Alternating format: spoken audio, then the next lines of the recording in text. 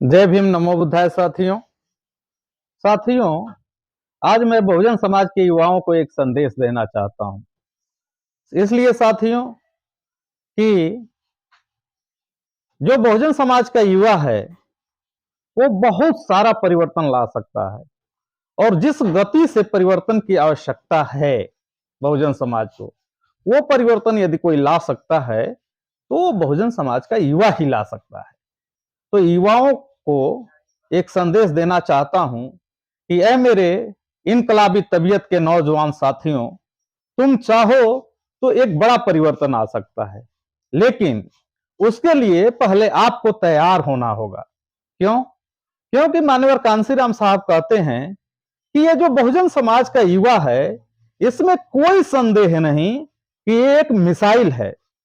लेकिन दिक्कत की बात यह है कि ये मिसाइल तो है, लेकिन मिसगाइडेड मिसाइल है। इसे गिरना चाहिए दुश्मन के ऊपर, और ये अपने दोस्तों के ऊपर ही गिर जाता है। तो कांसीराम साहब कहते हैं कि इन्हें प्रशिक्षण की आवश्यकता है। ऐ मेरे सम्मानित साथियों, यदि आपके मन मस्तिष्क में बहुजन विचारधारा के प्रति एक क्रांतिकारी और अस्थायी परिवर्तन जब तक नहीं आएगा, तब तक इस मिशन मोमेंट को आप आगे नहीं बढ़ा सकते हैं।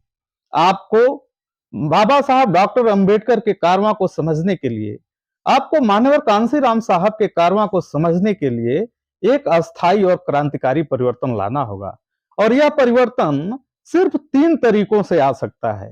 पहला तरीका है देख करके, दूसरा तरीका है सुन करके, और तीसरा तरीका है पढ़ करके। ऐ मेरे सम्मानित साथियों, जो पहला तरीका है देख करके, आप जो भी हमारे बौद्ध स्थलियां हैं या जो भी हमारे ऐतिहासिक स्थल हैं, वहां पर जब आप घूमेंगे, उनको देखेंगे, तो आपके मन मस्तिष्क में बहुजन इतिहास के प्रति, बहुजन विचार के प्रति एक क्रांतिकारी परिवर्तन आएगा। इतना ही नहीं साथियों, बहुजन समाज के तमाम इंटेलेक्चुअल्स वीडियो के आधार पे, टीवी के आधार पे, प्रशिक्षण के आधार पे आपको बहुत सारी चीजें प्रस्तुत करने का काम करते हैं। आप उसे भी देख के अपने मन मस्तिष्क में परिवर्तन ला सकते हैं। दूसरी बात, जो परिवर्तन का रास्ता बताया वो ये है कि सुनकर बहुत सारे बहुजन एक्टिविस्ट अपने कैडरों के माध्यम से, अपने प्रशिक्षण के माध्यम से, अपने भाषण के माध्यम से आपको सुनाते रहते हैं। वो सुन करके आपके मन मस्तिष्क में एक क्रांतिकारी परिवर्तन आ सकता है। लेकिन साथियों, जो तीसरा परिवर्तन का तरीका है बहुत ही अस्थाई है और फैक्ट तथ्यों पर आधारित है। इसको आपको जरूर करना चाहिए।